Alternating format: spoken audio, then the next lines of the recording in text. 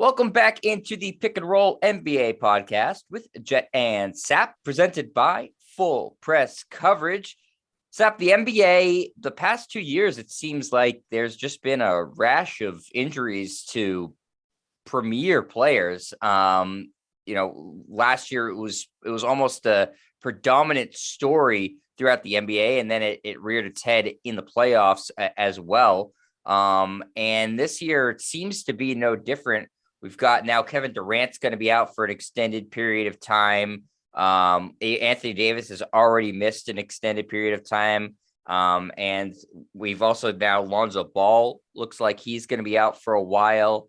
The Bulls have dealt with other injuries. So it's not just COVID that's wreaking havoc on the league this year. It's injuries. What's your assessment on why this is happening? Well, I think the easy answer, Jet, would be the last 2 years is dealing not with COVID, but the effects of COVID, right? So the league shut down for 4 months back in 2020. They started up with the bubble, and you finally crowned a champion in October when the Lakers won the title in 2020. And then you were back to work by Christmas of that year. So there wasn't much of an off season.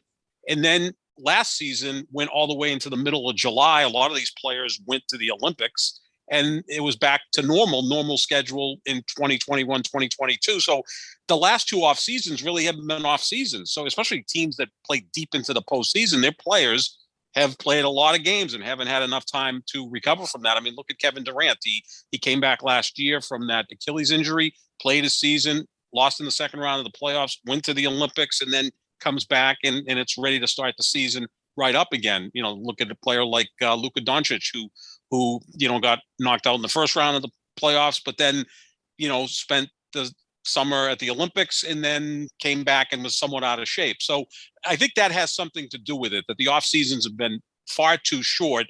Could it be a case where players are overtrained, that, maybe they're carrying a little bit too much weight?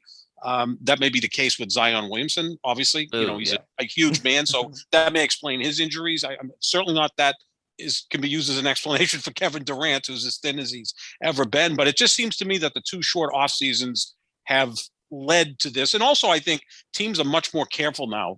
So you get Kevin Durant, Anthony Davis. Long-term goal of the Brooklyn Nets and the Los Angeles Lakers is the postseason. So no need to rush those guys back. Make sure they get close to 100% so that when we get to March, April, that they're ready to go. It's not football where guys play literally injured, especially like interior linemen are playing with broken bones and, wearing knee braces and doing all that. It's a completely different sport. Hockey and football, they kind of rush it back out there to play. Whereas baseball and basketball, the players are just, mentally and physically. So I think that has something to do with it. But the bigger issue to me, Jed, is that we've had 2 straight really short off seasons, and that's going to lead to more injuries. Yeah, I mean, that just seems like basic logic, right? If you have less time to rest and recover, you're more likely to get injured. And last year we saw a rash of it. And in this year, like I said, it's no different. I mean, it's becoming a big story because so many stars have gone down. We mentioned, Kevin Durant and AD, but just I'll run down a list of other kind of premier players who have missed time with one injury or another. Giannis, Jimmy Butler, Joel Embiid. But I mean, Joel Embiid does it every single year. So that's not a huge surprise. Jaylen Brown has missed some time. Now Paul George is going to miss an extended period of time. We know Kawhi Leonard is out for the year. John Morant missed a significant period of time. You mentioned Luka Doncic already. Karl Anthony Towns missed with COVID, so that doesn't count. LeBron had an injury earlier in the season, if you're remembering correctly. So, it's virtually every team has been affected by this, Sap. Yeah, I mean, LeBron's missed 12 games, and he's always been the most durable guy. But his first year in LA, he got hurt. Last year in LA, he got hurt. This year with the abdominal strain. And again, he's 37 years old and has logged an incredible amount of minutes. He's third all time in minutes logged in his career. He's going to end up being number one in that category as well as not just points. So, you can kind of understand that with him being a guy who's played a lot and he's kind of played basketball a little bit like Derrick Henry plays running back, right? I mean, it's not like he plays an easy finesse game, LeBron. I mean, he's going to the basket, creating contact, but also getting contact. The last 2 years, the healthiest guy in the league has been Nikola Jokic, who looks the least like a basketball player. He has like no muscle definition, right? And he's got like a dad bod out there, right? Yeah. So many of these guys are somewhat overtrained. I mean, that can happen. So that would lead you to more muscle pulls. Like I don't ever expect Nikola Jokic to have a muscle strain because I don't know if he has any muscles. But then you look at guys, so you'd be like, okay, well, Jokic plays this sort of like very smooth, like easy paced game. You know, he's not sprinting up and down the court. He's just, such a unique player, but it doesn't look like he's exerting like a crazy amount of effort. You're like, okay, so like I can buy that he's not getting hurt. But then you see somebody like Russell Westbrook, who's, whirling dervish and all over the place, crashing on the court and stuff, but he's also never hurt. So I don't really know what to make of that. Well, he's a freak, Russell Westbrook, and I'm sure there are a lot of Laker fans that wish he would get hurt. How is he never hurt? Well, look at his body. He's built like an Adonis. I think you can make a case that he's the best athlete LeBron in the NBA. Right, but LeBron's bigger, right? I mean, LeBron's 260. Westbrook's like 6'3", 205. But some guys just, stay healthy. And Westbrook's had his knee issues in the past, but he always recovered from them. I mean, he's a physical freak, as is LeBron. Now, again, LeBron's 4 years older than Westbrook and plays a different style of basketball. But that's a great point because, Westbrook, you would think that throwing his body around, kind of like the way Allen Iverson did, that, it's going to lead to a lot of injuries. But Iverson was a pretty durable guy as well. I mean, how many times did he lead the league in minutes played? And he was 5'10".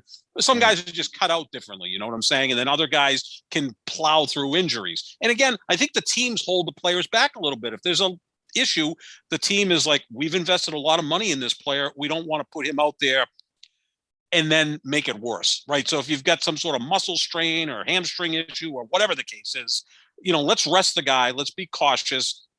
Greg Popovich did this for years, right? He was the original coach to put forth with load management, and we see Tim Duncan, Manu Ginobili, and Tony Parker had long careers, right? So it pays off.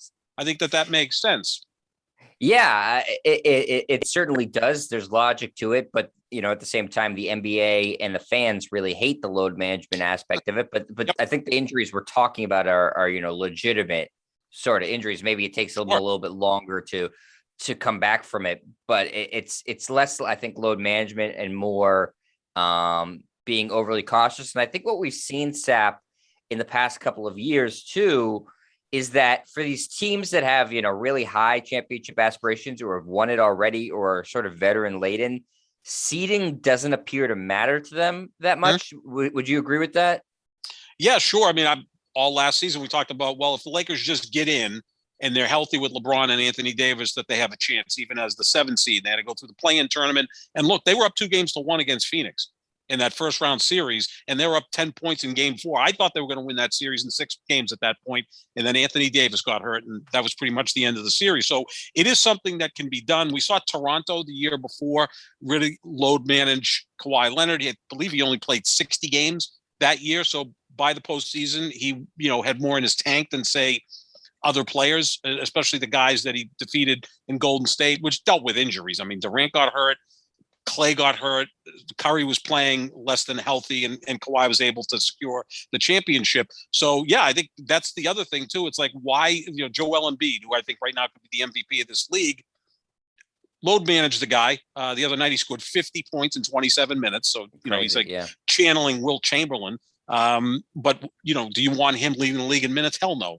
Give him his time off. He's a big man who's dealt with injuries so that you have him ready in April, May, and hopefully for the 76ers into June. So that's a big, big part of it. It's different than football. There's no load management in football. I mean, God forbid you try to take Tom Brady off the field. In a blowout, he's going to push back. But that's a different sport.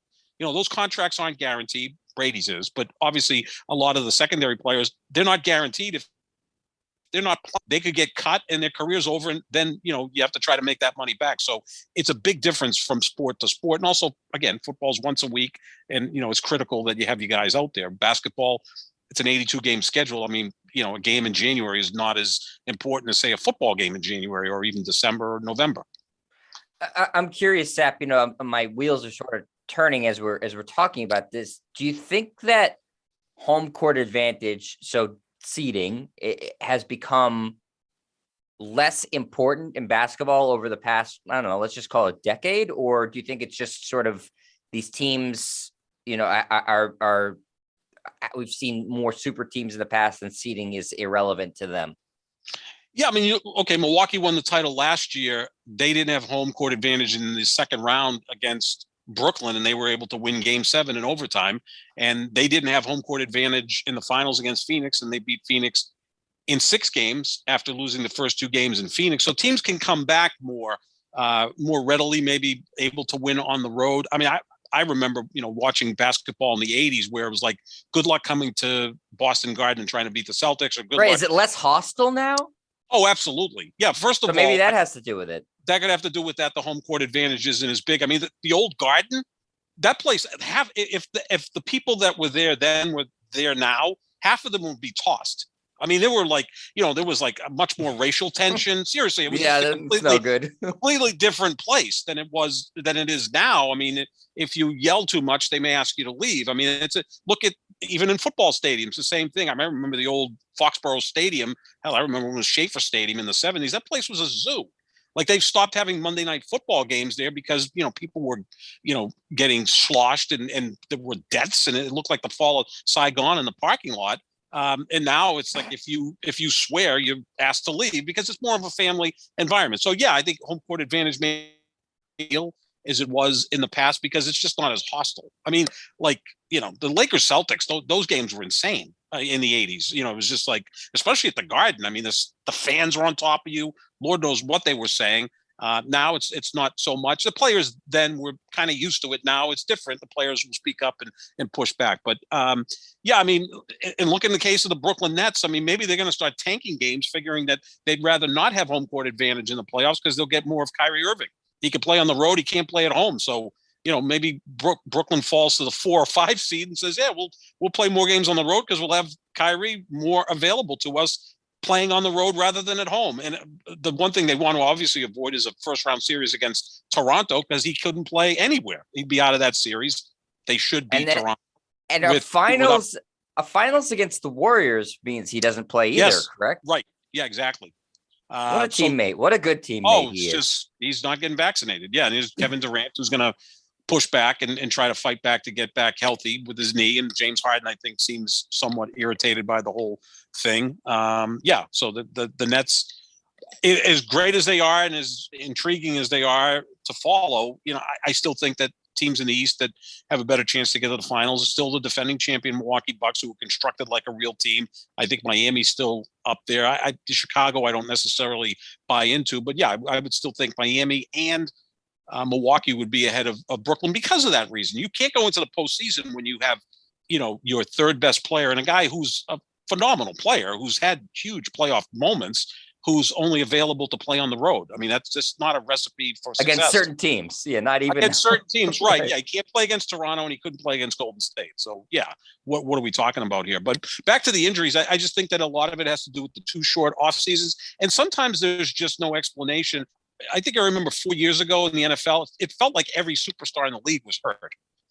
I remember Aaron broken collarbone in week 5 and missed like 7 or 8 games. It was just one quarterback after another that was getting hurt. I'm like, boy, the sport really depends on except for Brady. Except for Brady. He's just, he's some other being. I mean, he's a cyborg without question. Yeah, but the guys were out. I mean, so, and that kind of hurts the sport, although football always survives. Like I've often said, Tom Brady to me is the greatest football player ever. I also can make a case he's the greatest American team sport athlete. I think I can make that case. I think he's accomplished more than Jordan, LeBron, Gretzky, pick whatever. But the NFL would be no different if Tom Brady never existed. Like if Tom Brady never came about in 2001, the league would still be wildly popular. Yeah, it would just be. Now basketball's different. The sport grew with Bird, Magic, then it grew more with Michael, and now it's huge worldwide because of Michael and also because of LeBron and all the great stars. Now they are more star dependent. Football, it's more about the shield, the uniform, the branding of the Packers and Cowboys and Steelers and all of that. Well, too, like when a star quarterback goes down, obviously you never want to see that too, but there's intrigue amongst the backup. most of the time, right? Like, oh, there's a storyline there. If Kevin Durant goes down and his backup goes in, you're like, well, we know what this is going to be. This is not going to be enjoyable. So we're not going to have a Drew Bledsoe to Tom Brady situation. Right. No one's like, oh, maybe he's going to, maybe it's a Wally Pipp sort of situation with Kevin Durant's backup. That's just not possible in the NBA. Yeah. LeBron retires and THT is going to take over the Lakers. Like that's not going to happen. Yeah. So, but it's all interesting. And the injuries are certainly playing, a big factor in this NBA season, but I'm not particularly surprised because, like you said, truncated season plus the Olympics, it all makes sense. Hey, Sap, I didn't want to talk about the Lakers today because we've been talking about them a lot, but when Charles Barkley goes on a fun rant, I feel like you kind of have to talk about it. And he did go on a really fun rant the other day on Inside the NBA on TNT. He was completely defending Russell Westbrook and Lakers head coach Frank Vogel and saying that the amount of criticism they're getting is unfair. The rest of the Lakers roster deserves to get more criticism, especially their front office. And they were saying Rob Pelinka, I would say LeBron James. I know you heard what Chuck had to say. What were your sort of assessments on his Lakers rant? As usual, Chuck had a lot of really great things to say there. Look, I'm not a fan of Russell Westbrook, but when you acquired him, you knew what you were getting. If you decide to bring a pet tiger into your home, don't be surprised when the tiger acts like a tiger. And this is how Russell Westbrook plays the game of basketball. So this is what you get. A lot of turnovers, poor three-point shooting, some hideous decisions, no defense. This is what you're getting from Russell Westbrook.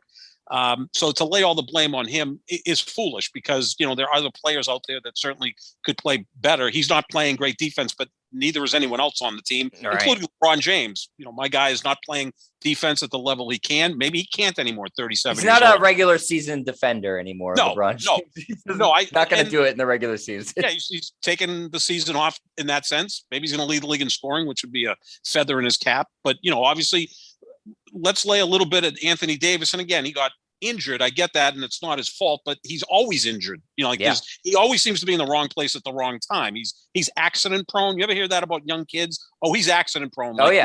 He's going to walk through the plate of glass. He's going to fall down the stairs. He's just, Mr. Magoo. Mr. Magoo. That's me who can't see, but I tread very lightly. But yeah, I think that's part of it. I get all that. Frank Vogel, a little bit different in the sense that first of all, there was no connection from the front office to Frank Vogel because Frank Vogel is a defensive coach and they won the championship 2 years ago because of defense. I mean, that was their calling. Right. They played outstanding defense. So they decided to trade all the defenders to get Russell Westbrook and a bunch of old guys. Carmelo Anthony, who's never played defense. I mean, Dwight Howard's calcified. I mean, he's got an old team. And so they can't play defense. They can't come up with big stops. They're not a particularly good three-point shooting team.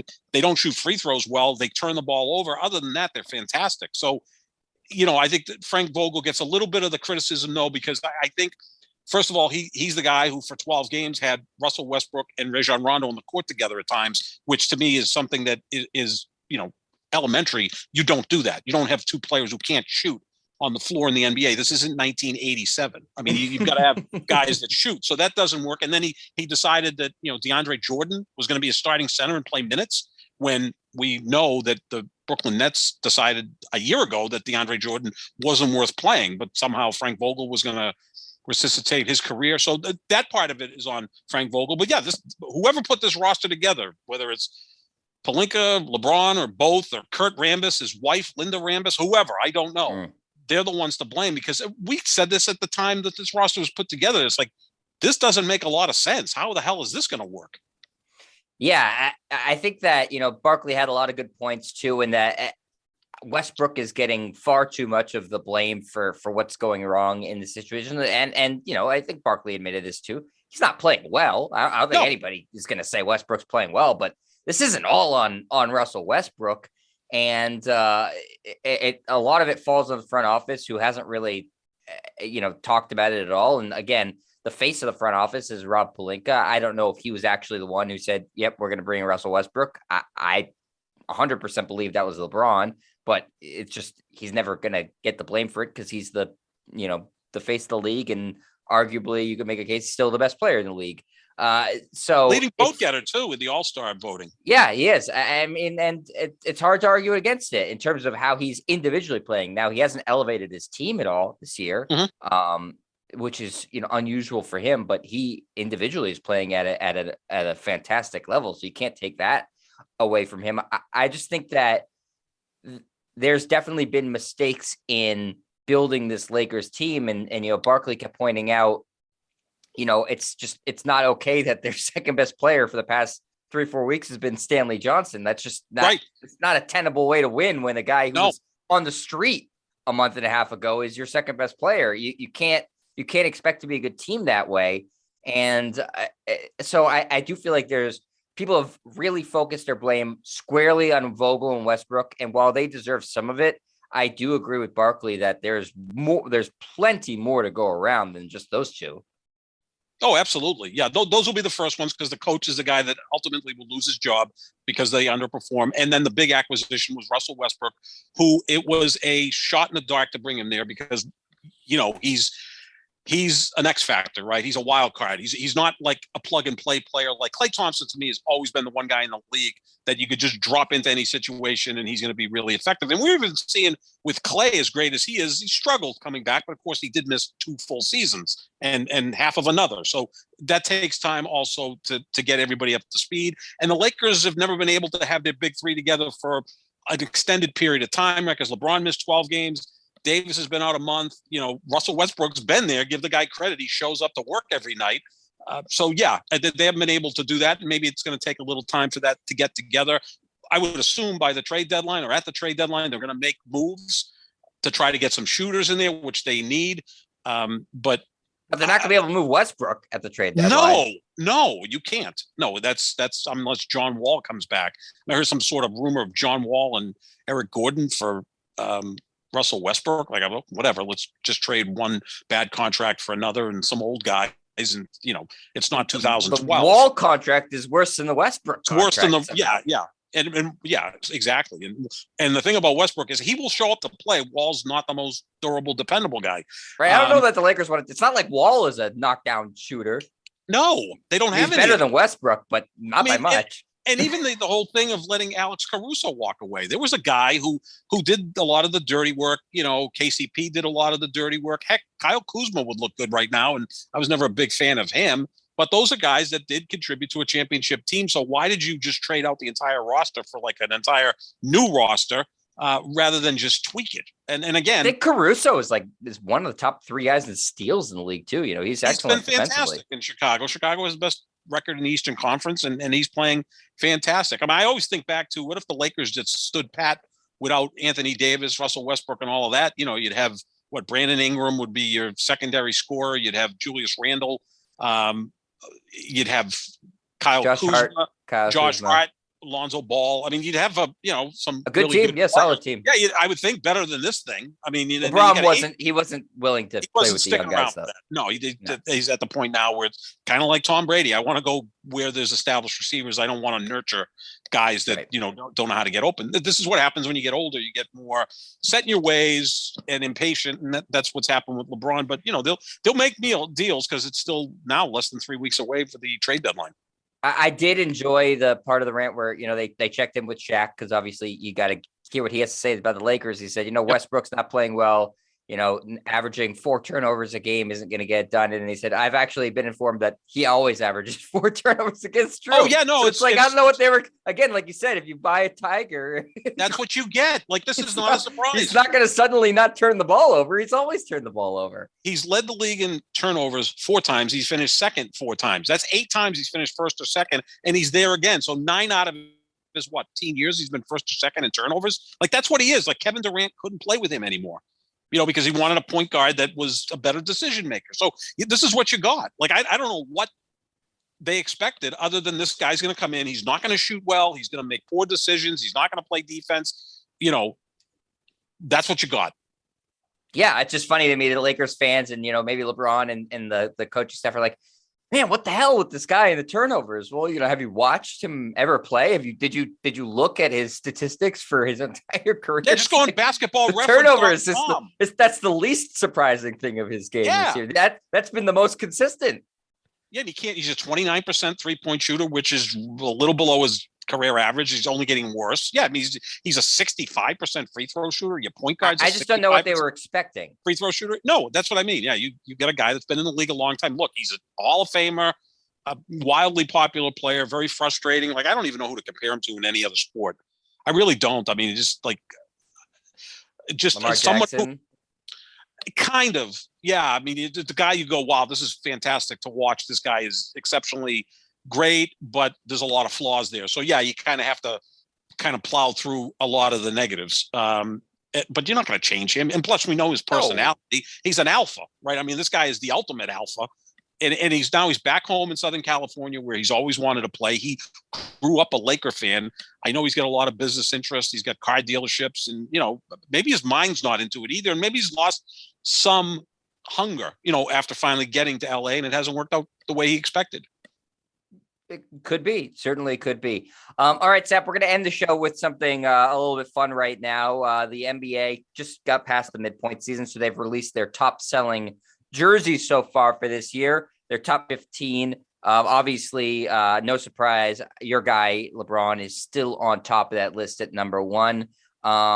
A couple interesting names on here, Sap, that sort of shows a little bit of a changing of the guard in the NBA. We've got John Morant coming in at number 7, Trae Young at number 8, LaMelo Ball is 15, RJ Barrett at 14. Barrett, I'm assuming that's just purely because he's on the Knicks, right? I would think so, yeah. Because when you said RJ Barrett, I needed to pause for like 2 seconds and go, where the hell is he playing? That's right, the Knicks. Yeah, so that makes sense. So I'll just read you the top 15 quickly and just get your reaction. Then we'll wrap it up here. LeBron at 1, Steph Curry, Giannis, Kevin Durant. No surprises in that top 4. Luka Doncic is number 5, Jason Tatum, John Morant, Trae Young, Klay Thompson, Damian Lillard, Joel Embiid, Anthony Davis, Devin Booker, RJ Barrett, LaMelo Ball. The Klay Thompson at number 9 really surprises me. Yeah, he hasn't played for 2 years, right? And he's been around forever, too. It's not like and he's playing on the same team. It's not like he went to a new franchise, so you have to get the jersey because he's now playing for Denver. Right, were people just buying it because they really wanted to celebrate his return? Like, we're going to get a Klay Thompson jersey. I mean, they're a great brand, the Warriors, and he's such a likable player. But, I mean, I also get the feeling with Klay Thompson that he's more popular among, like, aficionados. Like, the average 12-year-old, I'm sure, likes Klay Thompson, but they're obviously more into Steph Curry, John Morant, Trae Young, guys that they go, whoa, look at this guy, the way he plays. I mean, Klay's kind of like, doesn't dribble the ball, is a great shooter and a defender. He's, like I said, he's the best plug-and-play player in the league.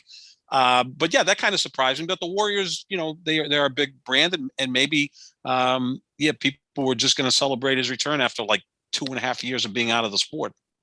Here's some things that surprised me that weren't on there. No Bulls players, and no neither of the Clippers stars, Paul George or Kawhi Leonard.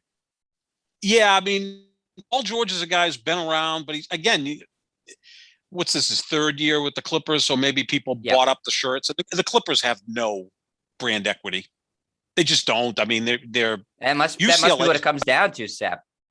Yeah, UCLA is bigger in LA than the Clippers, and USC is, because they've been a top 10 program this year, right? So, among teams in Southern California, the Clippers are probably 4th.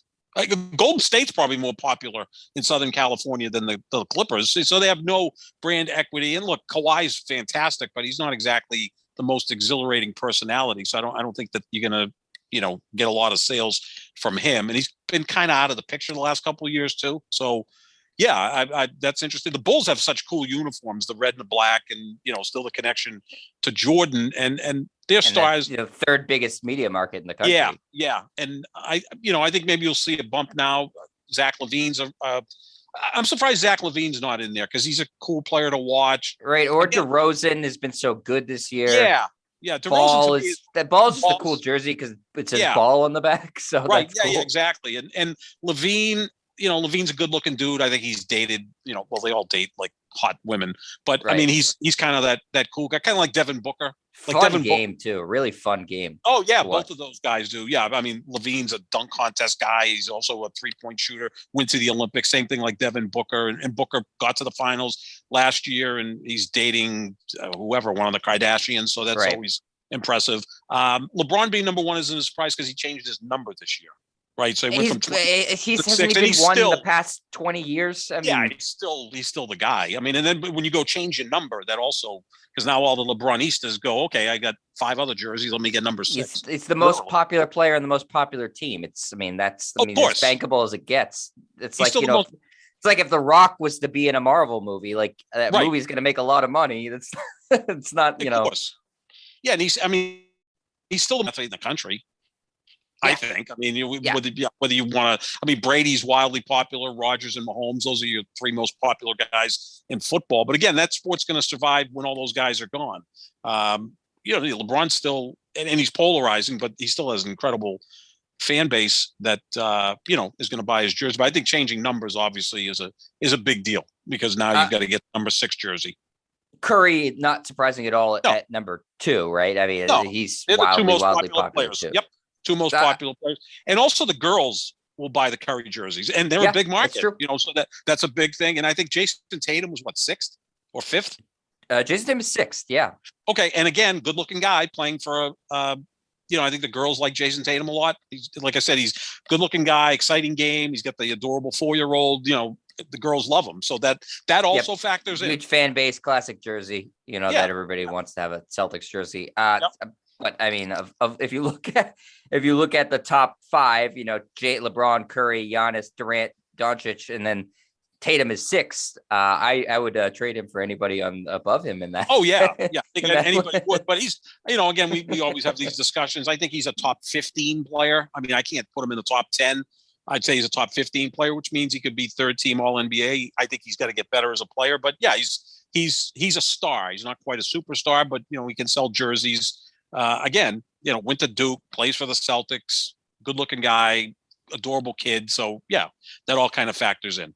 And Morant as at 7, and you can sort of, we've talked about him a lot this year, and you can make sense of his number. His jerseys are going to continue to rise, I would assume. And the guy right after him, Trae Young, who had a spectacular playoffs, and I think we talked about this last year that we could see him as one of the most popular players in the NBA too. Kind of why Steph Curry is popular, similar reason. He doesn't look very imposing. You're like, oh yeah, I see myself in this guy a little bit. So I think the Hawks have struggled this year. And maybe that's why his jersey's not a little bit higher. But Morant and Young, I can definitely see their jerseys going way the hell up after, especially, these guys, LeBron and Curry and Durant have had their jerseys in the top 10 forever. Eventually they're going to leave, and we're going to have guys. Somebody's going to have the top selling jersey. I could totally see it being John Morant. Oh, yeah. I mean, his game is incredible. Right. And so, every 9-year-old kid that's getting into basketball, he's going to become their favorite player. He's 6'2". Same with LaMelo Ball, by the way, is 15. Right. Yeah, LaMelo's on the rise. Again, that's a pretty cool jersey, the Hornets, like the color combination. And he's got a flashy game, more so than his brother.